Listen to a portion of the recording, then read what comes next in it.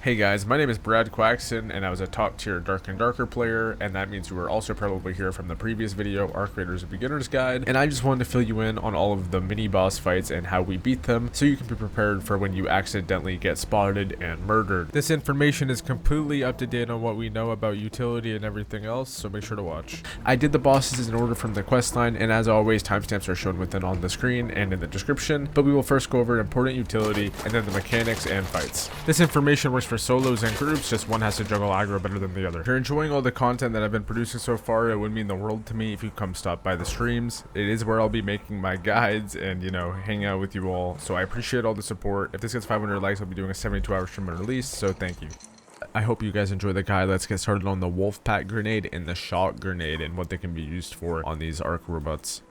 Wolfpack grenades separate into 12 separate rockets that have a chance of missing, but upon impact deal around 5,000 damage, which is 450 per rocket, which is also 1500 XP for you and your skill tree. Wolfpack grenades can be found either by crafting, which is in the challenge tab, and it's the only way to get the recipe for them, or finding them in key rooms in the grenade chest, which I'm going to show you in a second here in the gameplay. I do think Wolfpack grenades were kind of journalist mode, but they can be found right here in these grenade chests. This one happened to be empty, but they do have a pretty decent spawn rate, but apparently progression in test S2 was like sped up a lot. So who knows how recipes are going to be grabbed, but then again, these are what you want to do to turn the game to game journalist mode, and it's how to farm the robot mobs. I don't blame them though, because I can see after a few months or even a few weeks how annoying it would be to start trying to fight one of these robots and having 17 people pull up to kill you. So if you need to kill one, bringing one or two of these grenades is going to be at least costly or a little bit, you know, consuming of your inventory. So I think it's pretty okay. But also, there is the shockwave grenade. The shockwave grenade is a piece of utility that can be used on enemies and also robots. They can stun them, these robots, and also you can use it on players, which is my favorite thing to do. It's really good to end a fight, start a fight, or distract people from pushing you, so they're both like pretty good options for you. You don't need grenades to kill them, which is what we're about to finally go over, but it is worth going over because you will need to farm these, and it's probably going to be mostly needed for the queen. So make sure if you ever see a field crate on the ground to go and open it at a field depot station. Queen's going to be an entirely separate video because I know for sure they're not keeping the queen the same, unless, I mean, they're stupid, but I don't think these devs are going to be that stupid. So let's just make sure that we know that the showstopper grenade disables these robots, but also you want stamina upgrades. Stamina and slide distance is pretty good in this game, and I fully maxed out that in my skill tree, and you're gonna see me sliding around and having a bunch of stamina. That's also how you can deal with these robots, because you're gonna have to kite them around corners, walls, etc. You can safe spot them sometimes, but the robots are pretty good at finding angles, surprisingly. There is also the photogenic cloak. I didn't go over this because it's mostly used for solos, but what this is really useful for, especially in nighttime raids, is being able for you and your group to be able to get across from the bosses, because bosses have a set route, and once you figure it out, it's a lot easier. But there's only very few routes where you will not interact with these boss mobs, and everyone on your team having one, because it doesn't affect everyone, is a really good idea. It can turn your 100k night raid heartstopper into a comedy show watching teams try and fight over your extract, because they run out of stamina when they're running across the field and get one-tapped by a Rocketeer. Trust me, it happens all the time. It's happened to me. I've had some nasty escapes of pure luck where I just duck in a straight line and I somehow survived the Rocketeer shooting 3 rockets at me fully out of stam. 0 seconds on the clock hitting the extract button. You've probably seen a lot of my snap hook gameplay, especially if you've seen my early access guide covering the base mechanics of this game. The snap hook is also very good for getting around these robots and being able to dodge and maneuver around them, especially the spider. The spider is what we're going to go over first, as it's probably one of the easiest to deal with, because you should just spam it with wolfpack grenades because it's actually pretty dangerous. But if you don't have wolfpacks, I'd say even more dangerous than the Rocketeer and or the Sentry. Spider is always accompanied by multiple drones beside it, so make sure you lure these away first. Shooting these drones will alert the spider themselves, causing it to jump closest to you as possible, so make sure you have your wolf packs, grapple, or photogenic cloak ready, because you are going to get bombed on. How to avoid his first attack is by making sure you're closest to a wall, because he can get stuck and fall over, so that's kind of funny. But also being able to throw a shockwave at his feet before he does a nuke on you can be life-saving. When he jumps on you, it looks like you can roll away from it, but you will be stunned, so be careful. If solo, showstoppers and a snap hook is a must-have.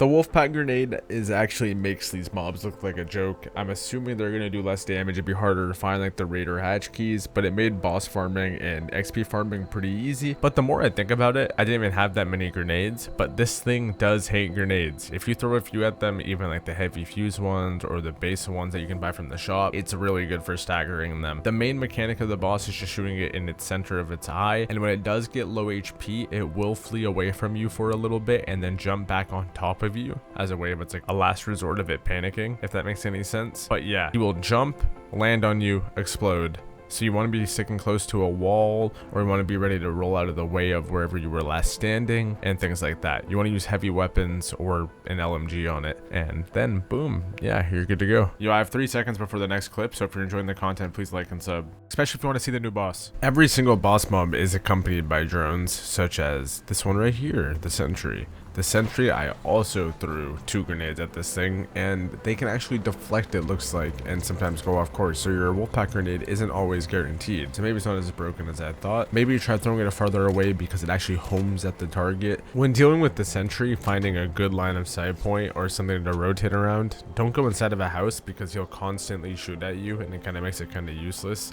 So just don't go into any sort of building. You always want to try and fight him in the open, because A, you're disgustingly vulnerable for third parties because you'll hear them across the map, and B, frag grenades and regular throwable grenades are very cheap early on, while wolf packs aren't, and C, ammo is the most expensive thing in the game. You'll eventually blow up one of his legs and disable him. After you've disabled one of his legs, you want to try and circle around him with showstoppers or using how slow he is to his advantage and shoot the yellow part in his back that you can easily see here.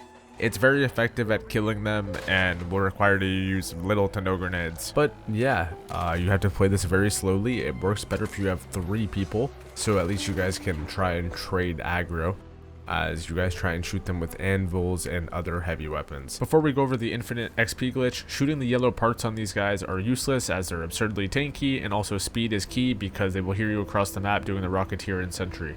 Wait, bro, every part of this guy counts as 500 XP. You gotta scavenge all of it. It's actually XP farm. Dude, no wonder how people are getting so high level so fast. They're just farming these things. It has to be expensive, though. You can't just pull these out. The Rocketeer, make sure you get your pens and paper out for this one. It's not as hard to kill as the Bison, but it does fire a volley of 3 rockets that you have to dodge in quick succession by rolling. If you are caught roaming out in the open with little stamina or any sort of cover, you will die instantly. If someone dies near the Rocketeer, you must run. It has a rule where it will automatically aggro onto anybody within the area once it's already been triggered. Someone can easily grief you by aggroing this, dying in the area, and you will die instantly. Be careful, because it will fly straight to you like a Terraria boss, I promise. I have seen the Rocketeer win a 1v9 against teams and third party. They get $1 bajillion. Don't be one of those people. Make sure if you are fighting one of these things, you take it out as fast as possible or de-aggro from it immediately. This thing just loves extracts. I found it patrolling high traffic areas that the devs knew or something because they were always there no matter what. They love extracts. There's also the new player effect that this robot has. It actually doesn't spawn within your first few raids. I know, I'm getting real meta. People are like, how do you know that? How do you know that? Because I used to play Dark and Darker and they had a system that was kind of familiar to it. The AI will get more and more aggressive and patrol different areas of the map and spawn in more often. On a night raid, 2 of these will guard like every extract and every path, and you have to find the correct way like a Mickey Mouse game. Like I don't even know. Its weaknesses is just like other drones. It's actually the weakest out of all of them, so just shoot it with heavy weapons and then you can swap to even a medium or light ammo weapon to really grill this thing. And brake plating, it will become unstable and start to tilt and wobble around, so it does give you a little bit of leeway. Make sure to shoot out both its propellers on one side and it will fall to the ground. Be careful, it will probably kill all of you. Quick little 30-second recap for you. 1, you should sub and like and maybe comment something about the video if you want. It does really help me a ton and makes me know you do want more, and also, it helps the channel. But also, if you're fighting the Sentry, always hit it from the back. If you're fighting the Bison, always run. And if you're fighting the Rocketeer, you may as well just die in a dirty pit. Nah, seriously, just shoot out the rotors and you'll be fine. Don't forget about your utility options. You need to abuse the utility in this game to fight them. So make sure you do that. I hope you guys have a good wipe and enjoy.